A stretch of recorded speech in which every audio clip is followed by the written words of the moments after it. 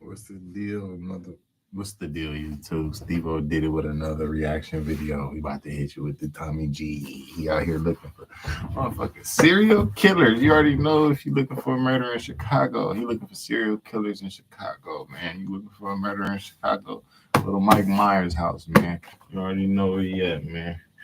Yeah, this mama, man, waiting on his sister B. But look, man, we gonna go into this shit. He hunting for the nigga, so you feel me? It hit different when you hunting for him. Whew, you hunting for them boys. 50 unsolved strangulation cases that could be the work of a serial killer. Dozens of women who were all strangled or asphyxiated. Their cases remain unsolved. Hold up.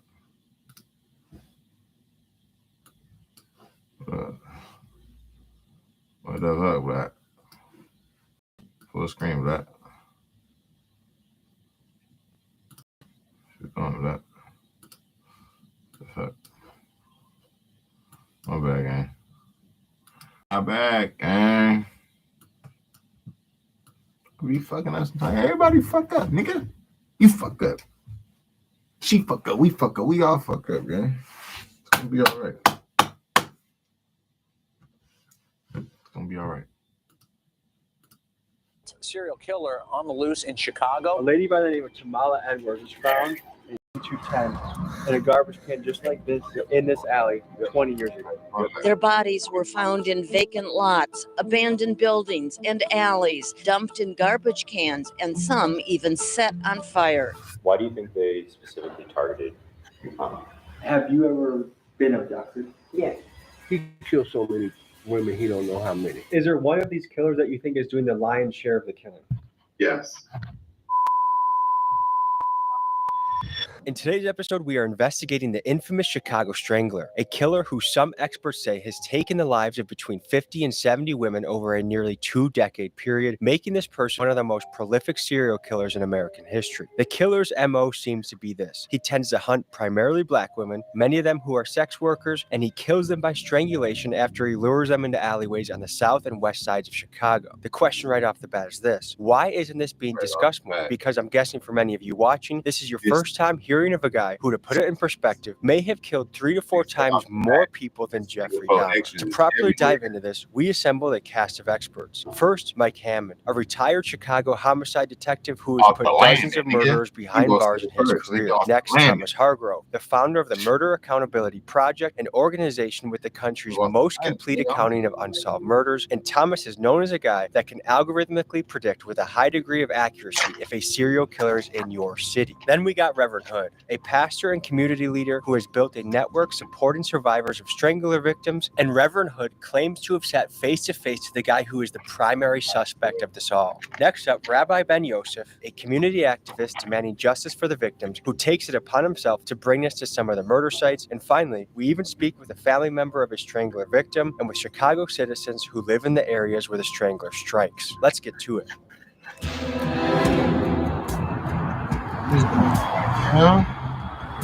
This is bad.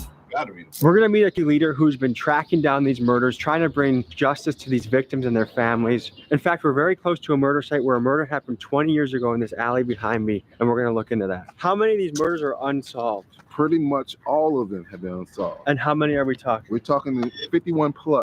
In 2004, Tamala Edwards was murdered right here in this alley. The killer strangled her, wrapped her up in a comforter that was then tightly bound with duct tape, and placed her in a garbage can, where she eventually was discovered.